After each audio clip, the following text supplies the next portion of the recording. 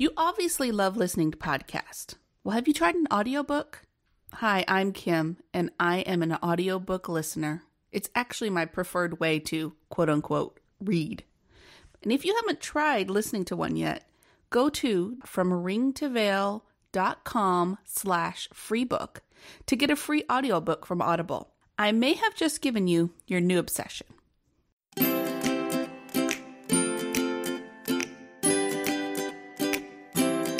This is Kim and Shannon. Are you newly engaged and don't know where to start? Have you been planning for a while and are ready to elope? Don't stress, we've got your back. We are From Ring to Veil, Your wedding planning heroes. Wedding Officiants, episode number 204. Please subscribe to the podcast. You can pause right now, just push that subscribe button. Have you heard about our Facebook group where we answer all kinds of questions? If you need some good advice about some wedding planning, join our Facebook group. It's the From Ring to Veil wedding planning community. We have vendors and past married couples and about to be married couples all trying to plan their wedding, and you get your questions answered with some hopefully great advice. Have you checked out our timelines and checklists yet? Find it at fromringtoveil.com/checklist or click that link right there in your podcasting app. It's 25 plus pages of timelines, checklists, information, all in the hopes to get you started on your wedding planning in an easy and stress-free way. So today we're talking about wedding officiants. We got a question from one of our listeners, and she was wondering if it's okay to have a friend officiate the ceremony. This is her question. Hi, ladies. I'm getting married this summer and have been listening to your podcast for about a year now.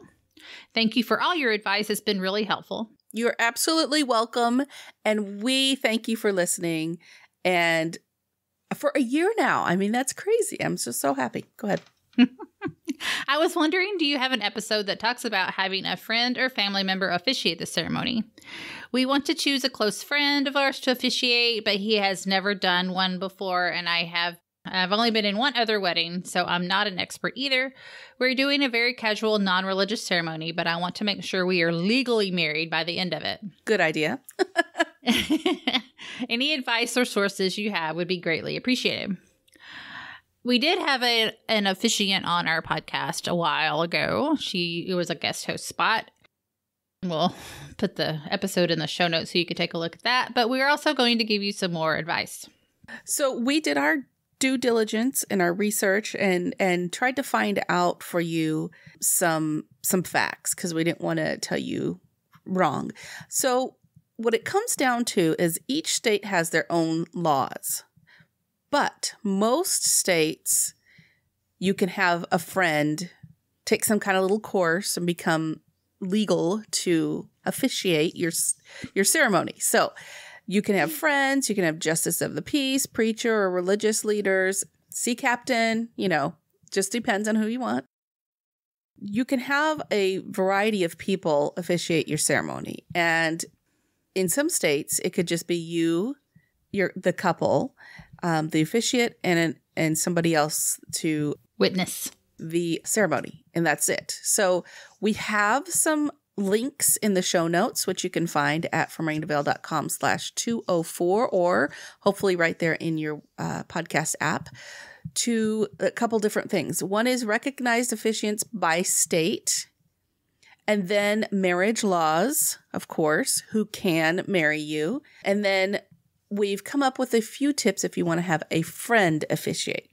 And we also have a few links to a couple of different articles that we found. Yeah. But first, I clicked on the link to go to the states. Mm-hmm. Like Colorado, you can marry yourself. Meaning? The couples can marry themselves. They can officiate their own ceremony. It's not like you can marry yourself. I take me to, No. They must apply for paperwork from the county courthouse. However, friends or relatives cannot solemnize their marriage. So they can't have friends or relatives do it, but they can do it themselves. Which seems very odd, right? Yeah. Just weird stuff. Like in a lot of states, you could have a notary public do it because, all they have to do is sign the wedding certificate and mail it in. So, you can check into that because all they need to do is say, do you blah, blah, take this blah, blah, blah, Just do the main things and then you can do everything else yourself if you want to do it that way. Some of it's kind of strange.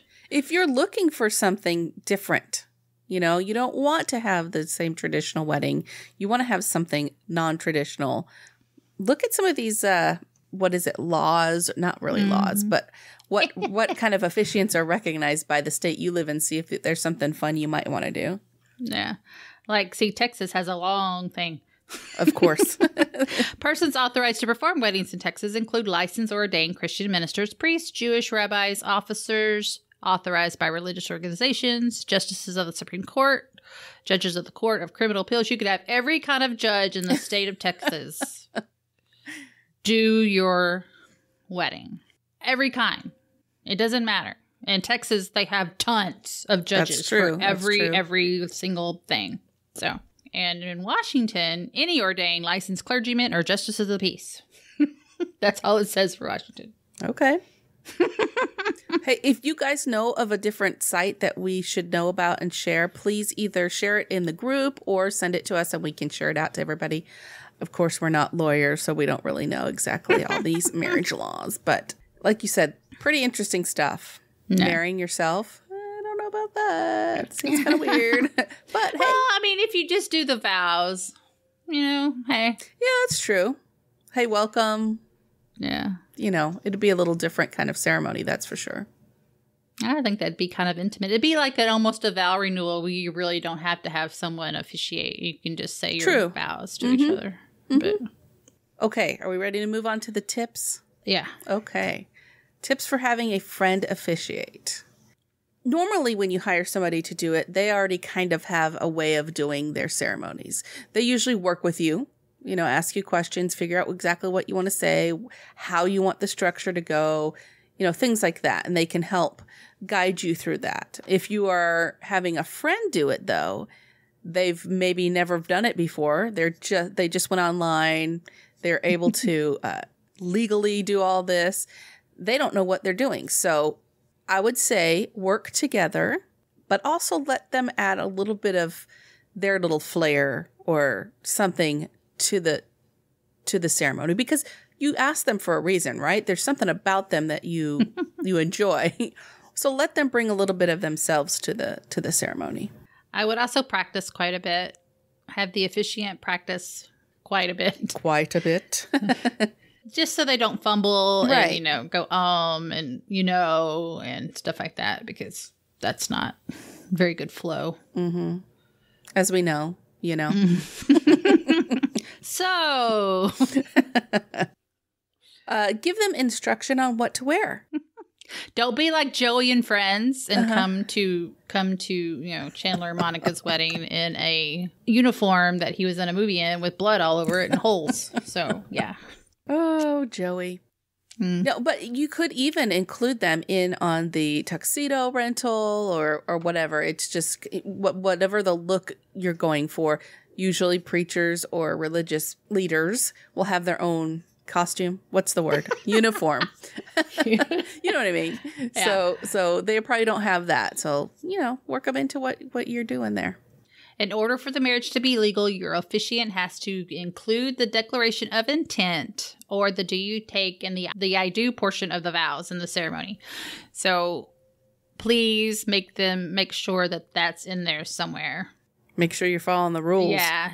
I think that if your friend has gone online, taken a little course just to become legal or whatever, they'll probably go through all the rules or whatever in order to do that. But just to be on the safe side, make sure you hit all those key things. They must complete the marriage license. So I think they have to sign it as the officiant. So in order for it to be legal and not have to redo it, make sure that they complete that. Yeah. Members of the clergy, judges, justices of the peace, and some notary publics are all qualified as well to perform the ceremony.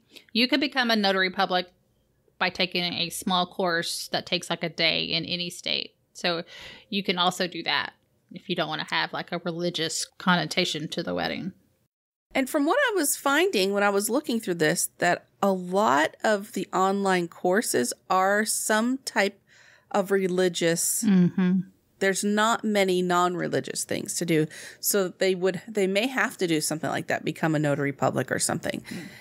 Again, that really, really goes by your state. But a lot of the places that I found had to be covered somehow by some religious entity. Like we said, oddly enough, in some states, an officiant isn't required at all. In Pennsylvania, Colorado, Wisconsin, and D.C., a couple can simply marry in front of witnesses and submit the paperwork to the state. No officiant is needed. So go to your state, Google all the laws in your state, and make sure you're following the rules. That's right. So that's just a little bit more on officiants and who can marry you and what to do if you want your friends to marry you. Friends. I mean, you can have more than one. Yeah. And we asked this question on our Facebook group, which if you haven't joined it, do it. What are you waiting for? From Ring to Veil Wedding Planning Community. It's really been fun lately. So we asked, who is marrying you? Who's your officiant? And we've got all kinds of answers from pastors to the dad being a Baptist preacher, priests, radio DJ, which is, I think, highly likely a lot of DJs probably carry some kind of a officiant licensing or whatever, just so they can do it all. I kind of feel like that might be a little hard if they're trying to run sound and all that stuff at the same time. That's when they have to have an assistant. That's right. Let's see. Another one said they just found one. Last thing on their list, hardest to find. I guess it can be if you're picky, right? Yeah. A mutual best friend. Somebody said a humanist officiant. And another one said that they are having two people officiate their wedding. Their husband and wife have been married for 58 years, which is awesome. And a mentor, manager. So again, you can have pretty much anybody marry you as long as it's legal in your state. Yeah. And, a lot of the dual religious couplings have multiple officiants, like from each of their religions to perform the ceremony. So I've been to a not a Catholic, but a Protestant Jewish wedding before. So. Oh, yeah. That's kind of fun, huh? Yeah. So next we found a really cool article on the average wedding costs in every state. So we talked about a couple weeks ago about averages for all types of vendors and things like that across the board, cheapest and most expensive places to get married. But this gives us a running total of each state's average. And they really have a big range. Yeah. For some reason, New Jersey is the most expensive place to get married. Can somebody tell us why that is, please? Why is New Jersey so expensive? No idea. Yeah. So this article is really cool. It goes along, it gives you the total, the average cost of the wedding, and then it gives you the amount of weddings they had in 2018, which is kind of interesting. Mm-hmm.